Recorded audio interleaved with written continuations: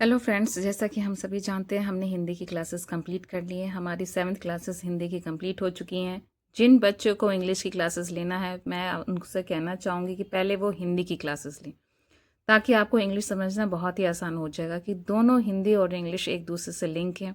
अगर आपको हिंदी अच्छे से समझ में आ रही है तो आपको इंग्लिश समझना बहुत ही आसान हो जाएगा।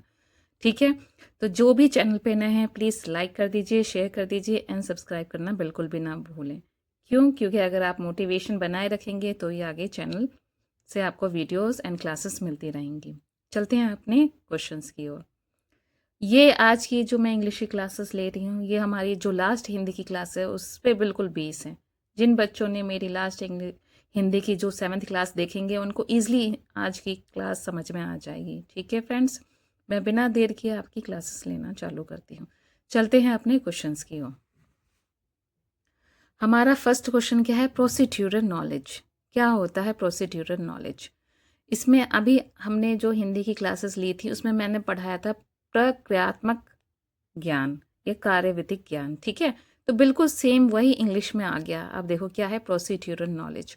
उसमें क्या कहा गया था, मैंने क्या समझाया था, जो वो ज्ञान होता है वो किस बिहाफ पे होता है, वो व्याकरण के क्वेश्चंस के या तत्वों के समझने में काम आता है। जो व्याकरण से रिलेटेड जो क्वेश्चंस होते हैं या व्याकरण के जो तत्व होते हैं उनको समझने के लिए जो प्रोसीजर फॉलो होता है, तो जो ज्ञान फॉलो होता है उसको ही हम क्या कहते हैं? प्रोसीड्यूरल नॉलेज कहते हैं। ये तो हिंदी हो गया, देखो यहाँ पे भी लिखा है व्याकरण शिक्षण में यूज होता है। ये क्या होता है? प्रक्रियात्मक ज्ञान या कार्यविधिक ज्ञान कहलाता है। व्याकरणिक प्रश्न या तत्वों को कैसे किया जाए। ठीक है, तो हम इसका क्वेश्चन देख लेते हैं। Procedural knowledge in the teaching learning grammar is, क्या होता है? ठीक है, knowing how to do the grammatical item, मतलब हम ग्रामेटिकल आइटम को कैसे कर सकते हैं, किस तरीके से हम उसका प्रोसीजर फॉलो कर सकते हैं। तो उसे नेम से ही पता लग रहा है क्या है? प्रोसीड्यूरल मतलब प्रोसीजर, किसको करने के लिए? ग्रामेटिकल आइटम्स को करने के लिए। ओके, समझ में आ गया। चलते हैं नेक्स्ट क्वेश्चंस की ओर। प्रोसीड्यूरल नॉलेज हेल्प्स लर्नर्स को क्या हेल्प करते हैं? Learns the knowledge. इसे आपको ऑप्शंस दिए हुए हैं, इसमें बताना है इसमें मतलब किस तरीके से हेल्प होता है। ठीक है, learns the knowledge about language, क्या लैंग्वेज के लिए नॉलेज होता है। Learns the first and use it later, क्या कह रहा है? लर्न द फर्स्ट मतलब हम पहले याद करते हैं एंड बाद में उसको लिखते हैं, गलत है। Apply the rules of grammar in communication, देखा, rules of grammar in communication हम अप्लाई क्या करते हैं? प्रोसीड्यूरल नॉलेज में यही तो होता है कि हम ग्रामर से रिलेटेड उसके आइटम से, ग्रामेटिकल आइटम से रिलेटेड हम उसके रूल्स को फॉलो करते हैं। तो ये थर्ड वाला ठीक होगा। Apply the rules of grammar and communication. ठीक है, ना तो ये होगा learn the first and use the later, ना नॉलेज मतलब लैंग्वेज के लिए हम लिखते हैं, बिल्कुल भी दोनों नहीं होगा। थर्ड होगा क्योंकि वो ग्रामेटिकल पोर्शन से रिलेटेड है। Master of rules of grammar of a language, ना ये भी नहीं है, गलत हो गया। तो हम क्या करते हैं? जो ग्रामर्स के रूल्स होते हैं हम उनको अप्लाई करते हैं किसमें? प्रोसीड्यूरल नॉलेज में। ठीक है, चलते हैं नेक्स्ट क्वेश्चंस की ओर। Procedural knowledge in learning grammar is, क्या है? Procedural knowledge in learning grammar is understanding how a grammatical form function in use and apply same, कैसे हम ग्रामेटिकल पोर्शन को अंडरस्टैंडिंग करते हैं, कैसे उसका यूज करते हैं और कैसे उसको अप्लाई करते हैं। भाषा अर्जन, पीछे भी हमने पढ़ा था, बहुत ही सिंपल है। भाषा अर्जन क्या होता है? अनौपचारिक होता है, इसको हम किसी भी माध्यम में इसको ग्रहण कर सकते हैं। ठीक है, लैंग्वेज एक्विजिशन, भाषा अर्जन को क्या कहते हैं? लैंग्वेज एक्विजिशन, अच्छे से याद कर लो, इंग्लिश में यही कहा जाता है, लैंग्वेज एक्विजिशन। इस पे बेस क्वेश्चन देखते हैं क्या है, इसमें क्या है। बिल्कुल मैंने आपको हिंदी की जो क्लासेस ली है, जिन्होंने हिंदी की क्लासेस ली है उनको इजीली समझ में आ जाएगा। ये वाला क्वेश्चन सेम हिंदी में भी है, सेम इंग्लिश में भी मैंने, ताकि बच्चों को इजीली समझ में आ जाए, इसलिए इंग्लिश हिंदी का ही इंग्लिश में ट्रांसफॉर्म कर दिया है। Shreya is a class 6th learners who moves from the Jalandhar in Punjab to Madurai in Tamil Nadu as her father has been transferred. She is known Punjabi as her mother tongue and English language she studies as her second language. समझ में आ गया। श्रेया जो है एक learners है, जो एक तरह से स्टूडेंट है। हु मूव्स, जो आती है कहाँ से, जलंधर इन पंजाब, जो पंजाब में एक जलंधर है वहाँ से कहाँ, मदुरई आती है।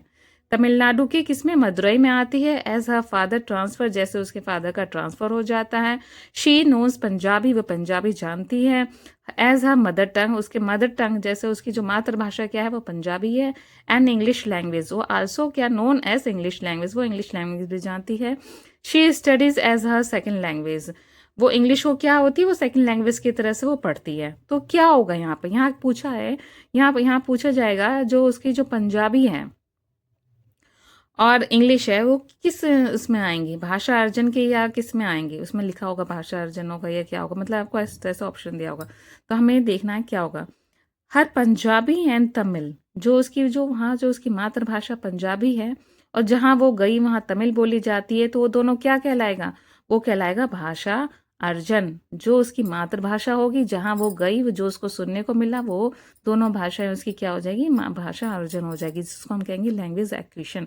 हर Punjabi and Tamil come under language acquisition, ठीक है। And English comes under language learning.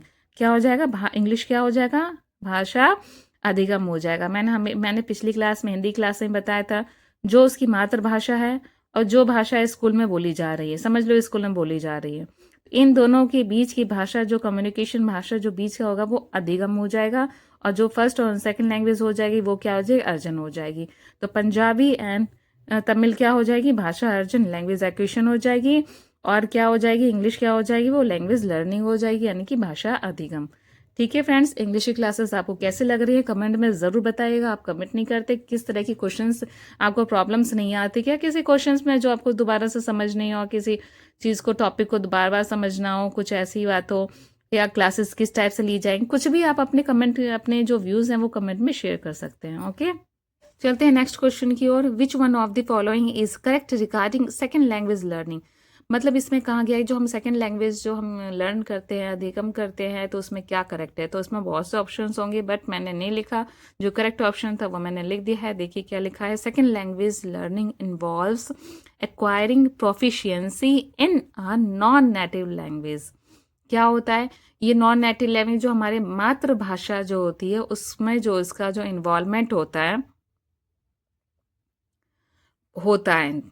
क्योंकि वो उसी पे बिहाफ होता है। देखो ना, सेकेंड लैंग्वेज लर्निंग इन्वॉल्व होता है किसे, नॉन नेटिव लैंग्वेज, जो हमारी मातृभाषा जो होती है, नॉन नेटिव मतलब जो हमारी जो मातृभाषा नहीं है वो तो सेकेंड लैंग्वेज हो गई, जो लेकिन ये बिहाफ होती है मातृभाषा पे, एक्वायरिंग प्रोफिशिएंसी के साथ होती है। ठीक है, the mother tongue uses can be good options to teach at primary level because. क्या होता है, the mother tongue uses can be good option to teach at primary level. Primary level पर मदर टंग यानी कि क्षेत्रीय भाषाएं बहुत ज़रूरी होती हैं। क्यों होती हैं, हेल्प्स चिल्ड्रंस टू लर्न। सही बात है, अगर बच्चे को हिंदी आ रही है, आप इंग्लिश बोलना चालू कर दो तो क्या उसे समझ में आएगी, नहीं आएगी।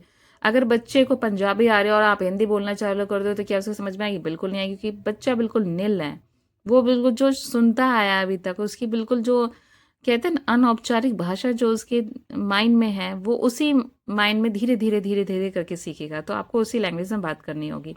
Helps children to learn in natural environment, जो उनके आसपास का जो माहौल है उसमें उसको हेल्प करनी चाहिए और सीखने के लिए मदद करनी चाहिए। ठीक है, लैंग्वेज एक्वेशंस अकर व्हेन, जो लैंग्वेज एक्वेशन भाषा अर्जन होगा जब, कब होगा, तो इसमें हमारे ऑप्शन दिए गए, हमें सही बताना है भाषा अर्जन कब सही होगा। ठीक है, कब होगा, तो होगा the child is taut the rules of grammar, तब होगा। क्या भाषा अर्जन में ग्रामर की जरूरत होती है, बिल्कुल भी नहीं। The child is given a reward और पनिशमेंट, बिल्कुल भी नहीं।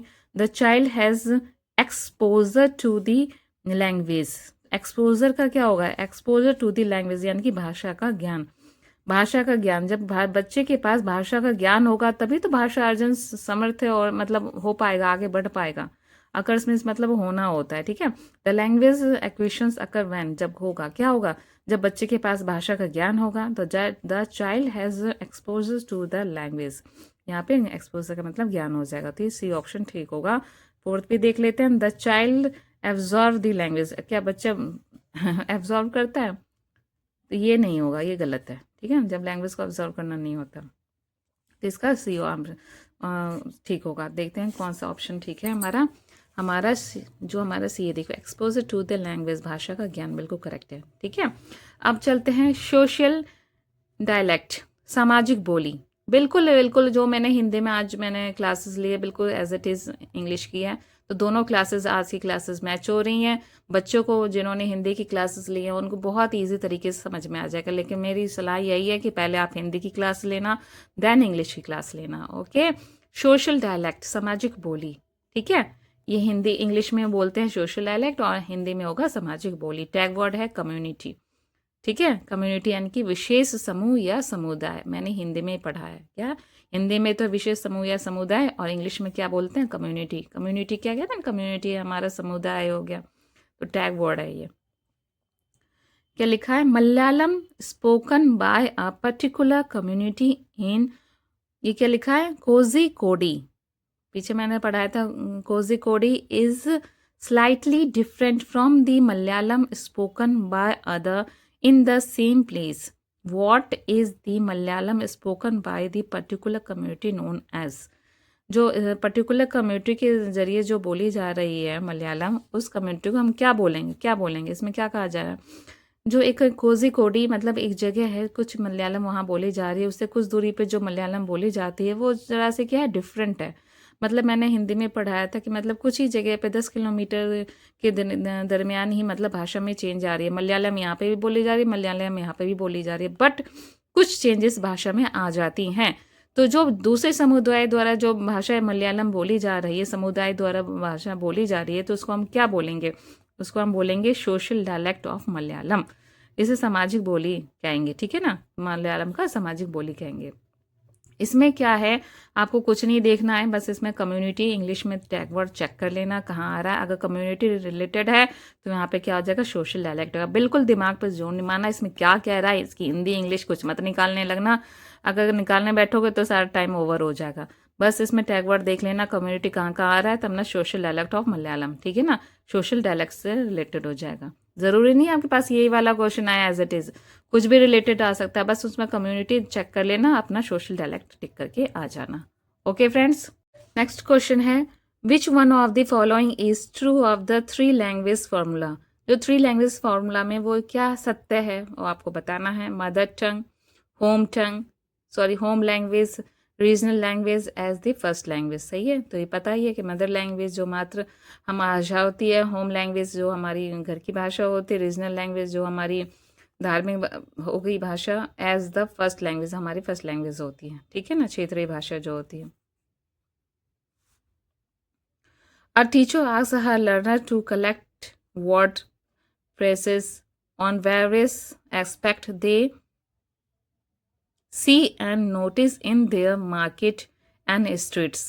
Later, the learners write the words and phrases according to the category and discuss them in the class. What is the practice known as?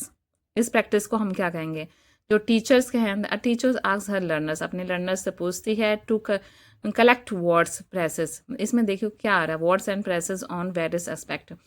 वो teachers क्या कह रही है कि अपने तुम कलेक्ट करो वर्ड को, प्रेसेस जो प्रेसेस हैं, on various aspect they see, जो उन्होंने देखा है और नोटिस किया है, इन देयर मार्केट, जो मार्केट या स्ट्रीट्स में हो गए। Later the learners write the words, बाद में उनको क्या लिखना है, उनको लिखना है आसपास की चीज़ों को।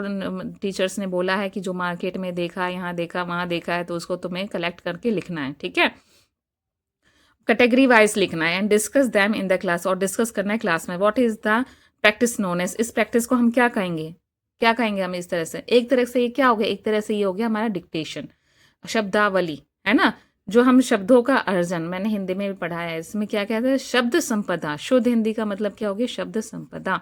मतलब शब्दों को हमें देखना है कि जो उन्होंने मार्केट में देखा, यहाँ देखा, उसको हम क्या कह रहे हैं, उस शब्दों को कलेक्ट किया। कलेक्ट करना का ही क्या होगा, शब्द संपदा, शुद्ध हिंदी में हो जाएगा। इंग्लिश में क्या कहेंगे, इसको कहेंगे थीमैटिक वोकैबुलरी लर्निंग कहेंगे, इसका प्रकरण आधारित शब्दावली। ठीक है, ये तो शुद्ध हिंदी हो गई। इसको आप लिखते हो शब्द संपदा भी शुद्ध हिंदी में लिख सकते हो। थीमैटिक वोकैबुलरी लर्निंग, तो यहाँ पे आपको क्या हो जाएगा, टैग वर्ड, जैसे कलेक्ट वर्ड आ रहा है, प्रेसेस आ रहे हैं। ठीक है, जैसे वर्ड एंड पैरेसेस आ रहे हैं, तो इसमें तो ये आपको देख लेना है, इस अकॉर्डिंग आपको ये डाल देना है इसमें, थीमेटिक वोकेबलरी लर्निंग, ठीक है। क्लासेस आपको इंग्लिश की कैसे लगी? ये क्लासेस टोटली हिंदी बेस हैं, बिल्कुल इंग्लिश में भी ऐसे ही टॉपिक्स भी आते हैं, इंग्लिश और हिंदी के topics mostly topics same to same ही मिलेंगे आपको, बट आपको पता होना चाहिए कि इंग्लिश में उसको कहते क्या है, किस तरीके से समझते हैं। मैंने हिंदी की जो क्लासेस के जो क्वेश्चंस थे वो इंग्लिश में इसलिए ट्रांसफॉर्म किए ताकि आपको इजीली समझ में आ जाएं, ठीक है, ताकि आपको परेशानी ना हो। अगर मैं अगर अलग अलग एग्जांपल देती तो आपको समझने में दिक्कत होती। इंग्लिश की क्लासेस आपको कैसी लग रही है, हिंदी की क्लासेस आपको कैसी लग रही है, ज़रूर कमेंट करके बताइएगा। और प्लीज़ प्लीज़ प्लीज़ सब्सक्राइब करना बिल्कुल ना भूलें, लाइक शेयर एंड सब्सक्राइब ज़रूर करें ताकि मोटिवेशन बना रहे। मिलते हैं नेक्स्ट क्लास में। Thank you, bye bye.